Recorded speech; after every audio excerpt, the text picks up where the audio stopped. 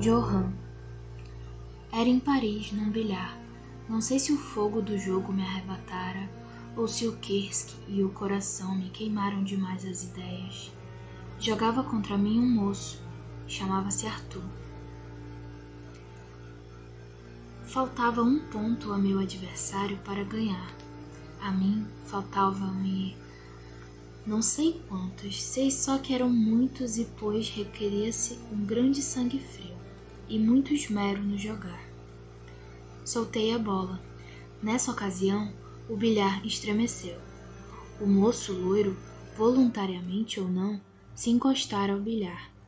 A bola desviou-se, mudou de rumo. Com o desvio dela, perdi. A raiva levou-me de vencida. Adiantei-me para ele. A meu olhar ardente, o mancebo sacudiu os cabelos loiros e sorriu como de escárnio. Era demais. Caminhei para ele, ressoou uma bofetada. O moço, convulso, caminhou para mim com um punhal, mas nossos amigos nos sustiveram. Isso é briga de marujo. O duelo, eis a luta dos homens de brio. O moço rasgou nos dentes uma luva e atirou na minha cara. Era insulto por insulto, lodo por lodo. Tinha de ser sangue por sangue. Meia hora depois, tomei-lhe a mão com sangue frio e disse-lhe no ouvido: Vossas armas, senhor, saber-las-ei no lugar. Vossas testemunhas, a noite e minhas armas. A hora, já. O lugar, vireis comigo, onde pararmos, aí será o lugar. Bem, muito bem. Estou pronto, vamos. Dei-lhe o braço e saímos. Ao ver-nos tão frios a conversar, creram uma satisfação. Um dos assistentes, contudo, entendeu-nos. Chegou a nós e disse: Senhores, não há, pois, meio de conciliar-vos? Nós sorrimos ambos e não respondemos. Ele entendeu-nos, viu que a vontade era firme, afastou-se. Nós saímos. Um hotel estava aberto. O moço levou-me para dentro. Moro aqui. Entrai, disse ele. Entramos. Senhor, não há meio de paz entre nós. Um bofetão e uma luva atirada às faces de um homem saco nódoas que só o sangue lava. E pôs um duelo de morte. De morte, repeti como um eco. Pois bem, tenho no mundo só duas pessoas. Minha mãe e... De repente, ele tirou um papel, pena e tinta. E escreveu. As linhas eram poucas. Acabando a carta, deu-me para ler. Veja, não é uma traição, disse. Arthur, creio em vós, não quero ler esse papel. Repeli o papel. Arthur fechou a carta, selou o lacre com um anel que trazia no dedo. Ao ver o anel, uma lágrima correu-lhe na face e caiu sobre a carta. Senhor, sois um homem de honra. Se eu morrer, tomai esse anel. No meu bolso achará uma carta. Deve entregar tudo para... Depois eu lhe digo quem é. Estás pronto? Perguntei. Ainda não.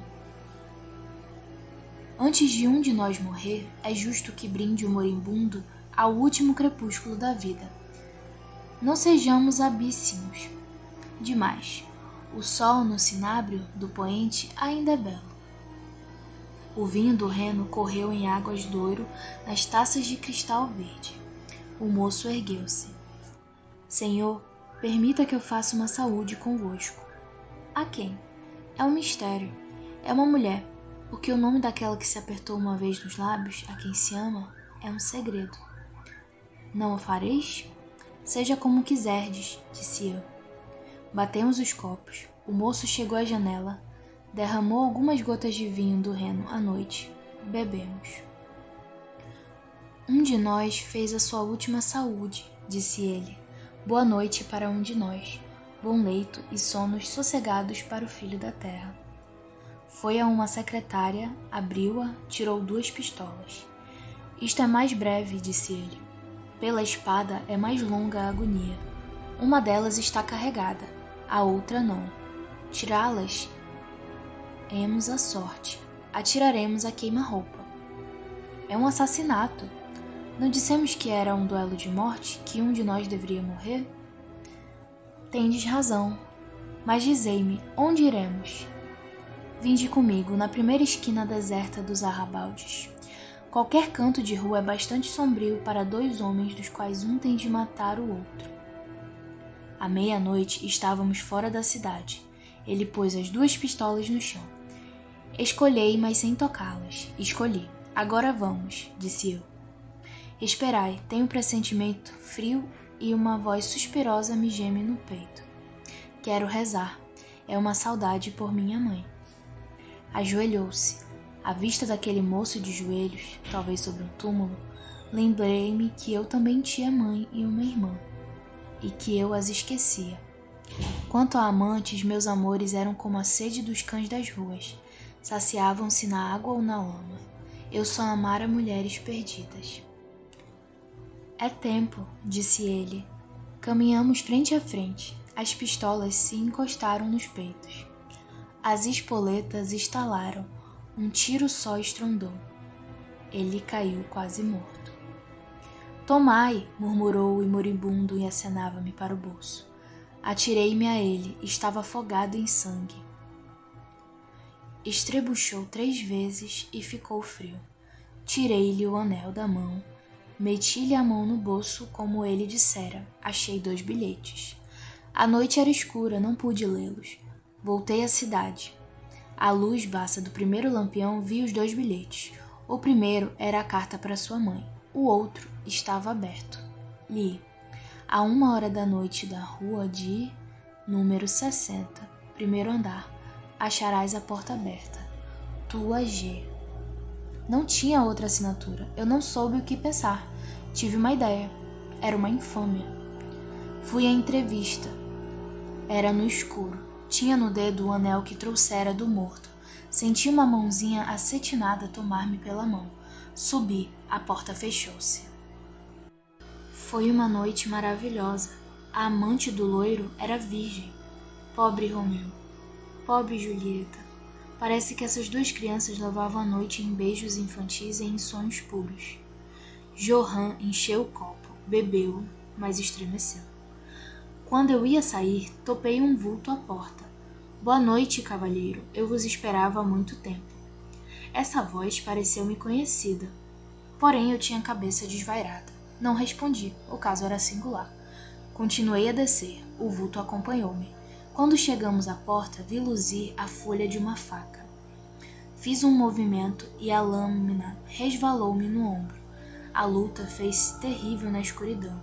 Eram 2 homens que não se conheciam, que não pensavam, talvez, se terem visto um dia a luz, e que não haviam mais se ver porventura ambos vivos. O punhal escapou-lhe das mãos, perdeu-se no escuro. Subjuguei-o. Era um quadro infernal, um homem na escuridão abafando a boca do outro com a mão, sufocando-lhe a garganta com o joelho e a outra mão a tatear na sombra procurando um ferro. Nessa ocasião, senti uma dor horrível. Frio e dor me correram pela mão. O homem morrera sufocado e na agonia me enterrara os dentes pela carne. Foi a custo que desprendi a mão sanguenta e descarnada da boca do cadáver. Ergui-me. Ao sair, tropecei num objeto sonoro. Abaixei-me para ver o que era. Era uma lanterna furga-fogo. Quis ver quem era o homem. Ergui a lâmpada. O último clarão dela banhou a cabeça do defunto e apagou-se. Eu não podia crer. Era um sonho fantástico toda aquela noite. Arrastei o cadáver pelos ombros, levei-o pela laje da calçada até ao lampião da rua. Levantei-lhe os cabelos ensanguentados do rosto. Aquele homem, sabei-lo, era do sangue do meu sangue, era filho das entranhas de minha mãe, como eu, era meu irmão. Uma ideia passou ante meus olhos como um anátema. Subi ansioso ao sobrado. Entrei. A moça desmaiara de susto ouvindo a luta. Tinha a face fria como mármore. Os seios nus e virgens estavam parados e gélidos como os de uma estátua. A forma de neve eu a sentia meio nua entre os vestidos desfeitos, onde a infâmia acelara a nódoa de uma flor perdida. Abri a janela, levei-a até aí. Na verdade, que sou um maldito. Olá, Archibald. Dai-me um outro copo, enchei-o de cognac.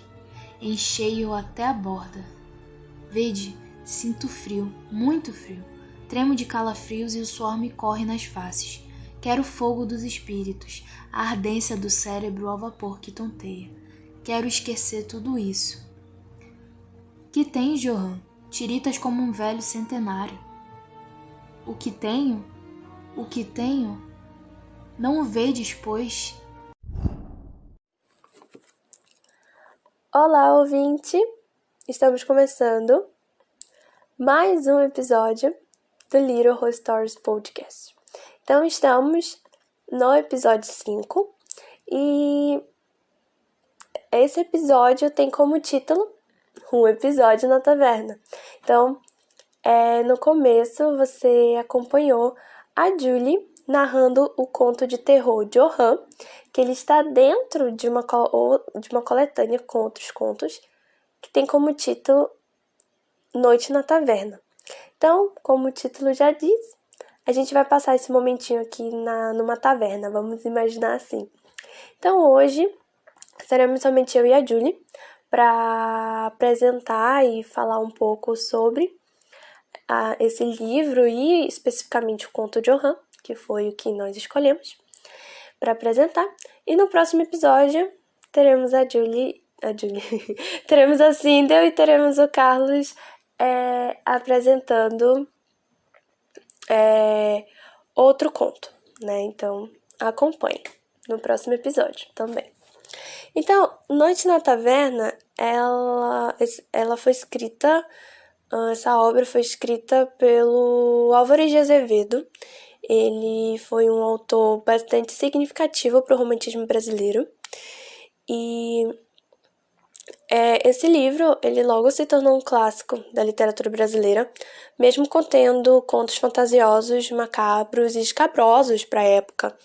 Então, provavelmente, eu não sei, mas você pode já ter ouvido falar sobre esse livro ou sobre esse autor, mas se não, a gente vai descobrindo aqui aos poucos, né? Então, vamos nos imaginar, né? Vou falar agora um pouquinho sobre a ambientação do livro. Esse livro ele se passa numa tempestuosa e escura noite. Então vamos nos imaginar onde jovens eles se encontram com mulheres bêbadas e que de tão bêbadas elas estão jogadas sobre as mesas de uma taverna. No caso, taverna é um bar, né? Digamos assim. Então, por causa de um desafio, cada um deles tem que contar uma narrativa que, de acordo com eles, é verdadeira. E essa narrativa também tem que ser estranha e que eles tenham vivido ou presenciado. Então, a partir dessas histórias, a obra é composta e ela é dividida em 7 capítulos. O autor, Álvares de Azevedo, digamos assim, ele viveu um sucesso do qual ele não pôde desfrutar, digamos assim. Por quê? Foi um sucesso relâmpago, porque ele faleceu aos 21 anos de idade, vítima de tuberculose. Então, ele foi um dos escritores mais jovens a fazer um sucesso tão representativo e tão precoce, né? Então, esse livro, como eu já falei, é uma narrativa com 7 partes. E cada parte tem o nome dos personagens, né? E eu não vou falar sobre todas as histórias aqui. Eu vou contar algumas.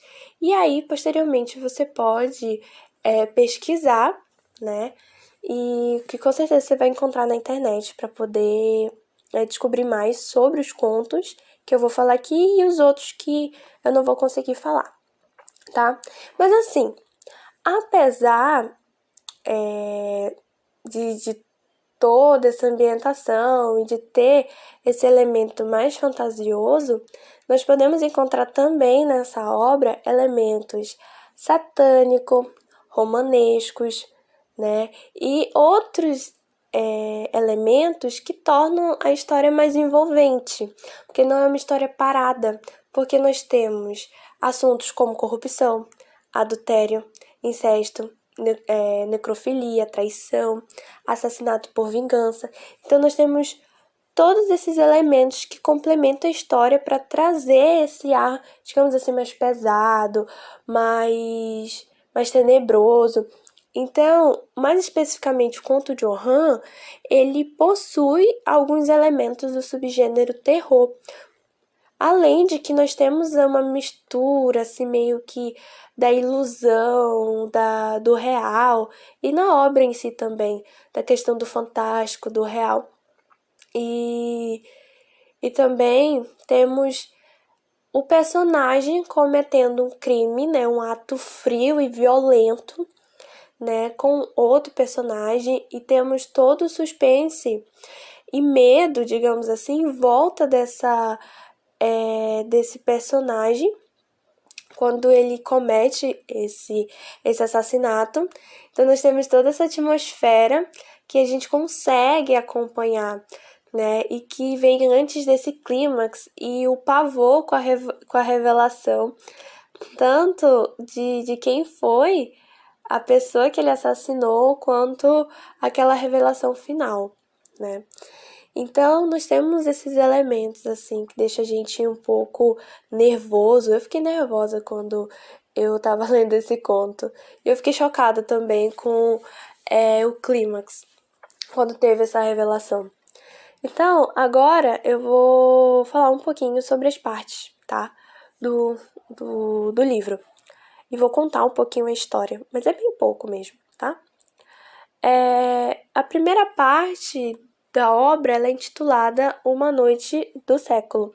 Então, essa primeira parte da obra ela pode ser considerada uma espécie de apresentação, digamos assim, dos personagens, do ambiente da própria taverna, do clima da época e de como que eles viviam. E também nós temos aquele desafio que eu contei sobre que cada um tinha que contar uma história mais macabra, então eles fizeram essa competição para ver quem tinha a história mais macabra. E só daí a gente já vê uma espécie de medo surgindo de como eles presenciaram, de qual que vai ser esses relatos tão macabros. Então, começa a partir daí. Temos a segunda parte, que é intitulada Sofieri, que é um jovem alcoólatra, e o relato dele começa em Roma. Então ele contou que ele viu um vulto de uma mulher e ele se sentiu atraído por essa mulher.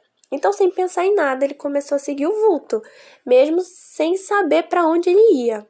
E acontece que ele perde as suas memórias por um tempo, e na manhã seguinte ele acorda simplesmente em um cemitério, e onde ele passou a noite debaixo de chuva e de frio.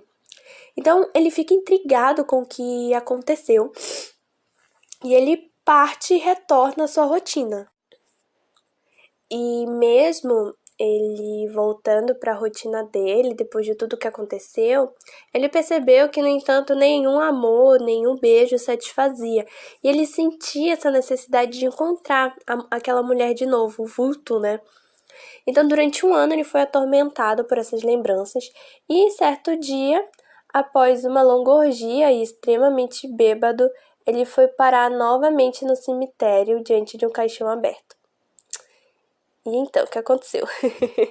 Então, é só lendo o restante do conto para saber. Temos aqui a terceira parte, que é o Bertrand. Em alguns contos a gente vai percebendo um padrão no comportamento deles, tá? Então tem algumas coisas que eles fazem que são parecidas. São estranhos. O Bertrand, no caso, ele era dinamarquês e o relato dele girava em torno de uma mulher chamada Angela, que, segundo ele, o teria levado à bebedeira e a matar os seus próprios amigos. Então, mesmo depois de muitos desencontros, eles sempre tentavam manter um caso amoroso.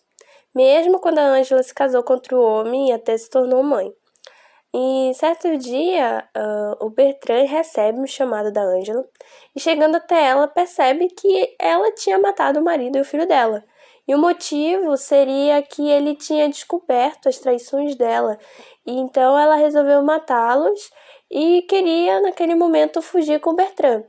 Então eles fogem juntos, mas a Ângela, ela se envolve em vários dias e abandona o Bertrand. E acaba que eles seguem caminhos diferentes. O Bertrand, ele tenta se matar, né? Ele entra nessa vibe mais depressiva, mas ele acaba sendo salvo por um navio e acaba se apaixonando pela mulher do comandante. Então ele tá naquele navio com o comandante, com a esposa do comandante. Então, né, já prevemos confusão aí. A quarta parte é do conto Genaro. Eu gosto bastante desse conto. Acho ele bem interessante. Ele vai contar a história de um jovem belo e também ele é um pintor, mas ele é incapaz de respeitar os sentimentos alheios, né? Ele se tornou um aprendiz de um pintor chamado Godofredo Walsh, que o levou para casa e criou ele como filho. O Godofredo, ele era casado com uma mulher bonita chamada Nausa e ela tinha apenas 20 anos. E também morava com uma filha de 15 anos, que era a Laura, que era fruto do seu primeiro casamento, né? Então, nós temos Godofredo, Nausa e a Laura, que é a filha do Godofredo. Então, a Laura, ela é apresentada como uma menina pura e inocente e que se apaixonou pelo Genaro. Só que Genaro a desonrou em 3 meses, né? Só que no caso o Genaro, ele não era interessado na Laura.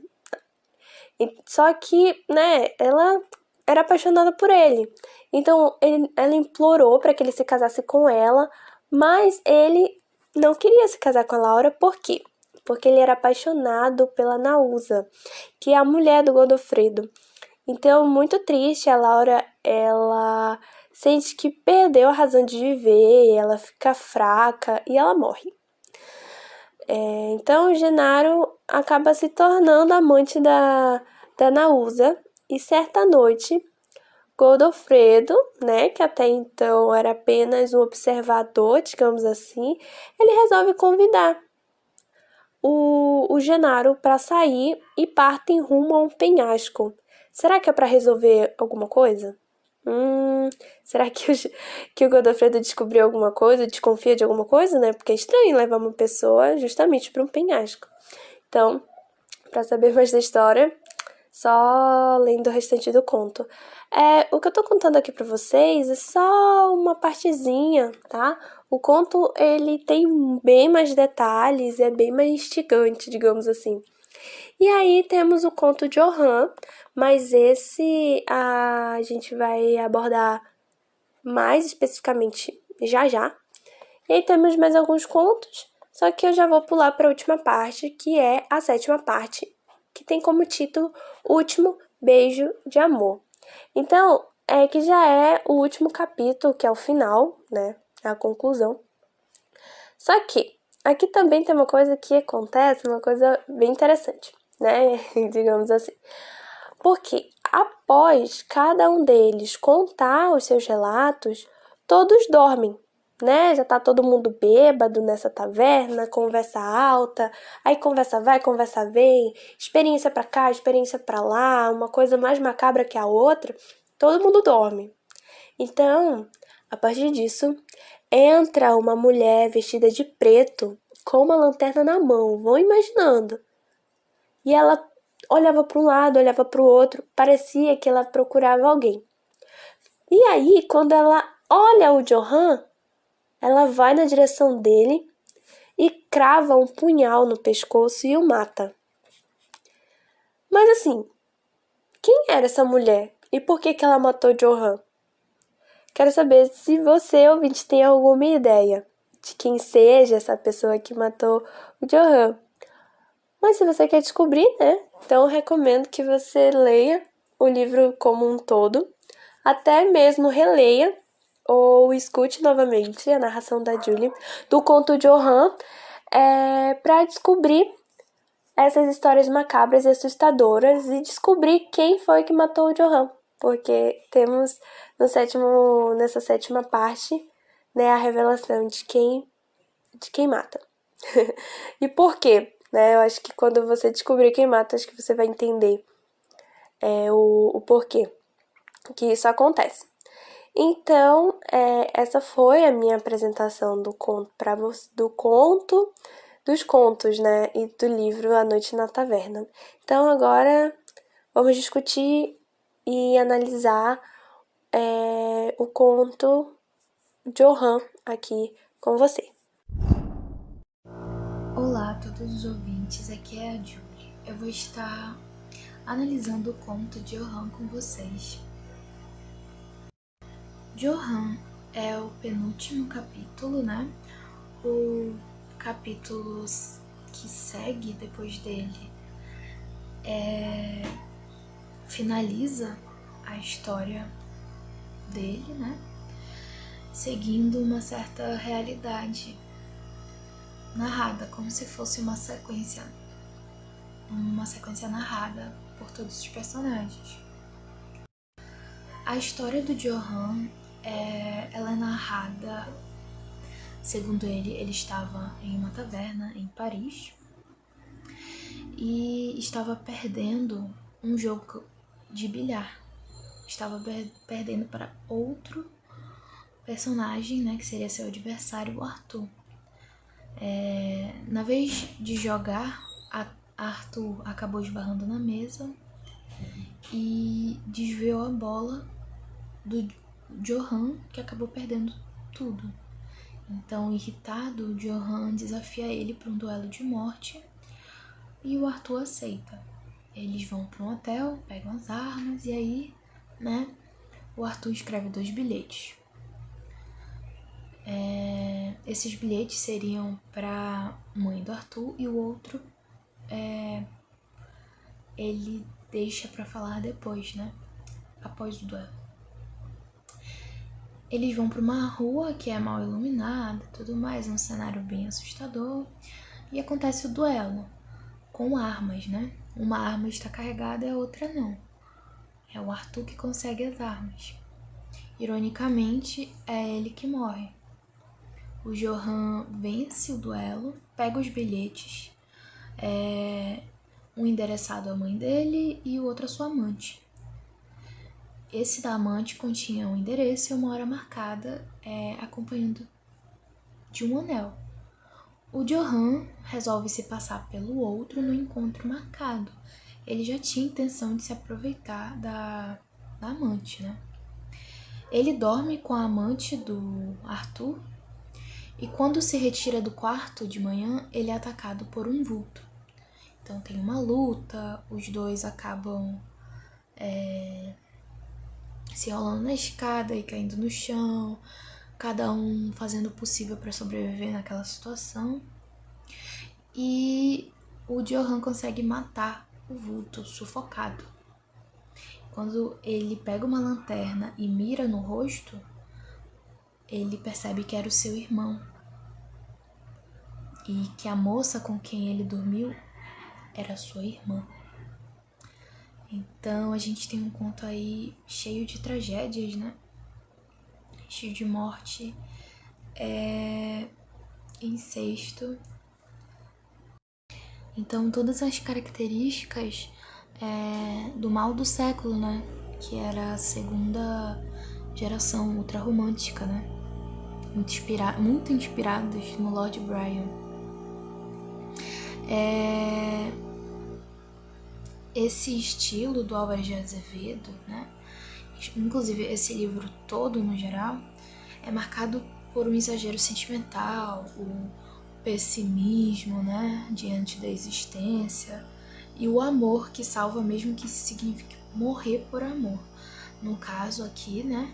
Quem morre por amor é o Arthur. O Johan segue com a vida dele e não, na verdade, pelo que a gente vê no livro, claro, ele não tenta mudar muito aquela situação. Até porque não teria o que ele fazer, já que ele já havia matado o irmão, então não tinha como resolver, né? O último conto, que é logo depois de Johan, ele é como se fosse a resolução dessa situação, né? E a irmã dele volta, aparece na taverna em que ele está com os amigos conversando, né? Que é a Georgina, e ela o mata. Ela mata o Johan, porque ela queria se vingar, não somente pela morte do seu amado, que era o Arthur, mas também porque era uma vingança da Georgina virgem, doce, inocente, né? Era uma vingança por ela da Georgina atual, que acabou virando uma prostituta, claramente com muitos problemas, em função do ocorrido com o seu irmão. Era isso, eu espero que vocês leiam. A Noite na Taverna é um livro muito bom, é cheio de coisas assustadoras e bizarras, né, que beiram assim que beiram um absurdo, né? São coisas que você não costuma ficar lendo sobre. Então, quando vocês forem ler, tenham paciência, claro, com a linguagem que é meio culta. E também aproveitem para ficar em um ambiente em que vocês sintam de verdade toda a atmosfera desse livro. Eu espero que vocês tenham gostado. Um beijo e um abraço.